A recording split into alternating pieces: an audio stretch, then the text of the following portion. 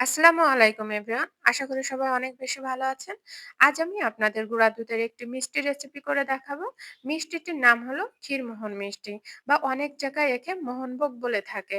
তো চলুন কিভাবে এই মজাদার মিষ্টিটি তৈরি করতে হয় তার সম্পূর্ণ ভিডিওটি আজ আমি আপনাদের কাছে শেয়ার করব। এখানে আমি একটি পাত্রে ২ চা চামচ সুজি নিয়ে নেব এবং একই চামচের আমি ২ চা চামচ লিকুইড গরুর দুধ নিয়ে নিব। গরুর দুধটা কিন্তু অবশ্যই ঠান্ডা থাকতে হবে। তো দুধটা দেওয়ার পরে আমি এই সুজিটা ৫-৭ মিনিটের জন্য রেস্টে রেখে দিব। এটা আমি খুব ভালোভাবে মিশিয়ে এটা রেস্টে রেখে দিব। এটা আমি একটু সাইড করে রেখে দিচ্ছি। এটা সাইড করে রেখে দেওয়ার পরে এখানে আমি একটা পাত্র নিয়ে নিব। পাত্রে নিয়ে নিব এরকম ১ কাপ গুঁড়া দুধ। গুঁড়া দুধ যেকোনো ব্র্যান্ডের নিতে পারেন, কোনো সমস্যা নেই।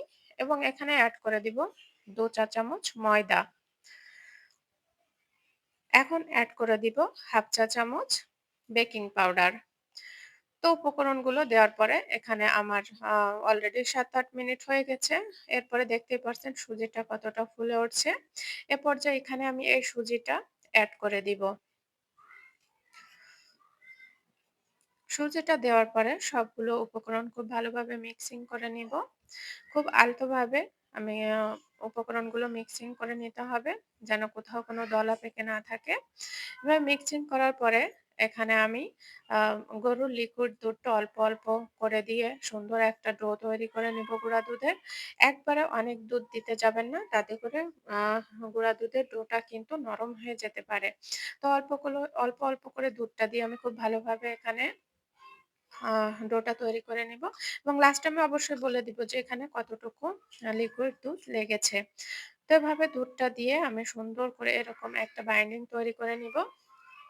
এ পর্যায়ে এখানে আমি দিয়ে দেব ১ চা চামচ ঘি। অবশ্যই ঘিটা দেওয়ার চেষ্টা করবেন। এতে করে গুঁড়া দুধের এই বাইন্ডিংটা সফট হয় এবং মিষ্টিটির ফ্লেভারটা অনেক ভালো আসে। তো এভাবে আমি খুব ভালোভাবে মিশিয়ে নিব। এ পর্যায়ে আমি এখানে আরেকটু লিকুইড দুধ নিয়ে এভাবে মিশিয়ে নিব। নরম হলে কোনো সমস্যা নাই, ভয় পাবেন না।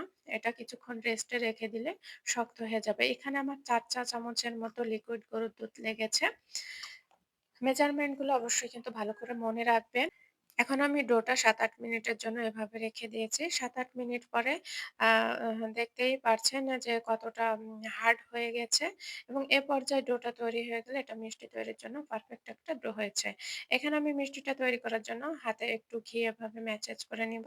যাতে মিষ্টিটা তৈরি করার সময় খুব সুন্দর একটা তেলতেলে ভাব থাকে এবং মিষ্টিটা তৈরি তে খুব সহজ হয়। এভাবে আমি হাতের তালুতে রাউন্ড করে মিষ্টির শেপটা তৈরি করে নিব। খুব ভালোভাবে লক্ষ্য করলে দেখতে পারবেন যে কিভাবে মিষ্টি গুলো তৈরি করতে হয়, রাউন্ড শেপ করতে হয়। তো এভাবে আমি এক, এক করে সবগুলা মিষ্টি তৈরি করে নিব। এভাবে রাউন্ড শেপ করে মিষ্টিগুলো অলরেডি আমি তৈরি করে নিয়েছি। এখানে আমার আ ন ৯ টি মিষ্টি শেপ হয়েছে। তো অলরেডি আমার সবগুলো মিষ্টি তৈরি হয়ে গেছে। এটাই আমি এখন আ রান্না করে নিব।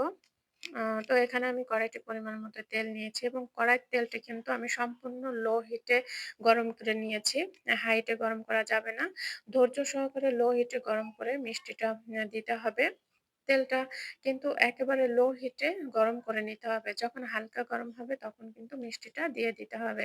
তো অলরেডি দেখতেই পারছেন যে মিষ্টিটা কত সুন্দর ফুলে উঠছে।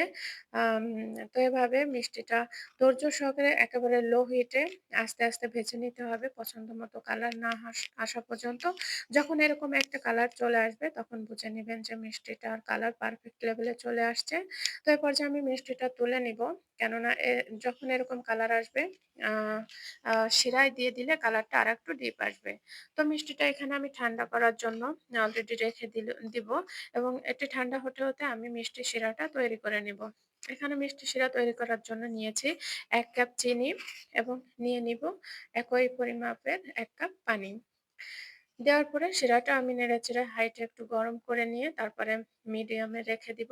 এভাবে যখন শিরাটা জাল চলে আসবে সম্পূর্ণভাবে তখন ঠান্ডা মিষ্টিটা আমি এখানে এড করে দিব। কোনো অবস্থায় কিন্তু এখানে গরম মিষ্টিটা দেবেন না।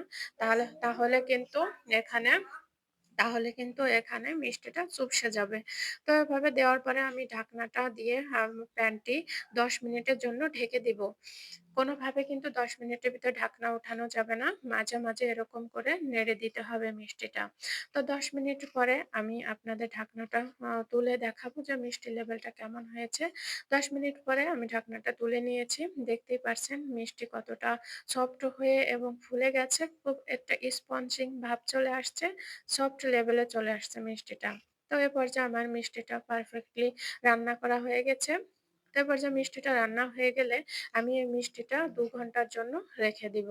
২ ঘন্টার পরে আমি মিষ্টিটা আপনাদের দেখাচ্ছি কতটা সুন্দর হয়েছে রসটা টেনে। রস অর্থাৎ শিরাটা টেনে মিষ্টিটা কত সুন্দর একটা পারফেক্ট লেভেলে চলে আসছে। তো এ পর্যায়ে এখানে যে শিরাটা অবশিষ্ট ছিল, এখানে ১/২ কাপের মতো শিরা অবশিষ্ট আছে। এই শিরার ভিতরে এখানে আমি পুনরায় আবার ১ কাপ গুঁড়া দুধ দিয়ে দিব।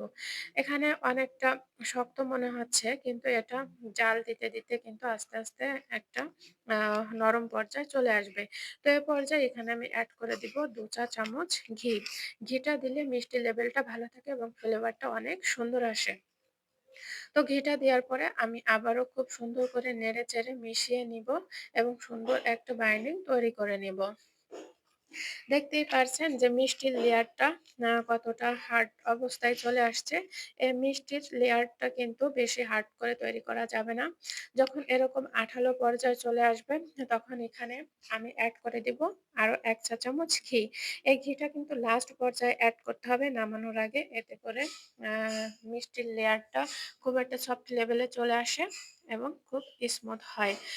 এখানে আমার লেয়ারটা তৈরি করা হয়ে গেছে। এটা আমি একটা পাত্রে সার্ভ করে নিব। আমি এটা একটা পাত্রে নিয়ে নিচ্ছি।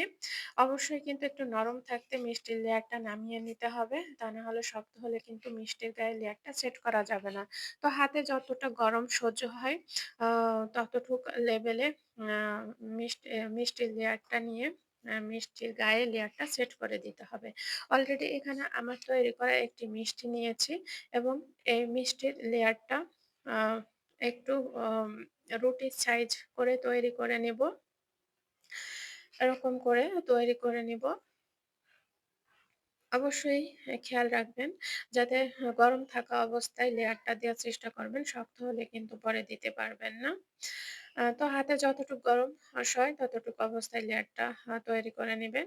তো এভাবে রুটির মতো তৈরি করে এখানে আমি মিষ্টিটা সেট করে সম্পূর্ণ মিষ্টিটা কাভার করে দিব এই লেয়ার দিয়ে। দেখতেই পারছেন যে লেয়ারটা কিন্তু অনেকটা সফট আছে। মিষ্টিটা খুব ভালোভাবে আমি কাভার করে নিতে পারছি। তো এভাবে আমি এক, এক করে সবগুলো মিষ্টি কাভার করে নিব। একটু লক্ষ্য করে দেখবেন যে কিভাবে মিষ্টির লেয়ারটা দিয়ে কাভারটা করে নিয়েছি এবং কতটা স্মুথ হয়েছে সেটা আপনারা দেখেই বুঝতে পারছেন। এভাবে আমি সবগুলো মিষ্টি এক, এক করে তৈরি করে নিব। খুব ধৈর্য সহকারে এখানে কিন্তু মিষ্টির লেয়ার গুলো সেট করে নেবেন মিষ্টিতে। তো অলরেডি এখানে আমার ৪ টি মিষ্টির হয়েছে। কতটা সুন্দর হয়েছে দেখতে এবং কাটলে এটা আরো সুন্দর দেখতে লাগবে সেটা আমি আপনাদের কেটে দেখাচ্ছি। এম আম এই ক্ষীরমোহন মিষ্টিটা কিন্তু অবশ্যই কেটে সার্ভ করতে হয়।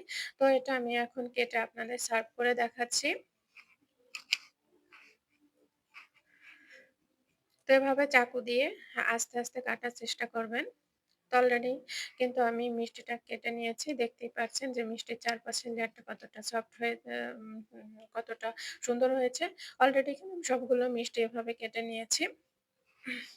তো দেখতেই পারছেন যে মিষ্টির লেয়ার গুলো দেখতে কতটা সুন্দর হয়েছে, খেতেও কিন্তু ততটা মজা। তো এটা ডেকোরেশন করার জন্য এখানে আমি জর্দা গুলিয়ে এখানে একটু ডিজাইন করে নিলাম। খুব সহজ এবং মজাদার এই মিষ্টিটি কিন্তু বানানো হয়ে গেল আমার। যেহেতু এটি সম্পূর্ণ গুঁড়া দুধ দিয়ে তৈরি করা হয়, এর ভিতর কোনো ডিম দেওয়া হয় না। যার জন্য এটি খেতে অসম্ভব মজাদার হয়ে থাকে। আমি আশা করছি আজকের এই রেসিপিটা আপনাদের কাছে ভালো লেগেছে। ভালো লাগলে কিন্তু একটা লাইক দিতে ভুলবেন না। আজকের মতো বিদায় নিচ্ছি। আল্লাহ হাফেজ।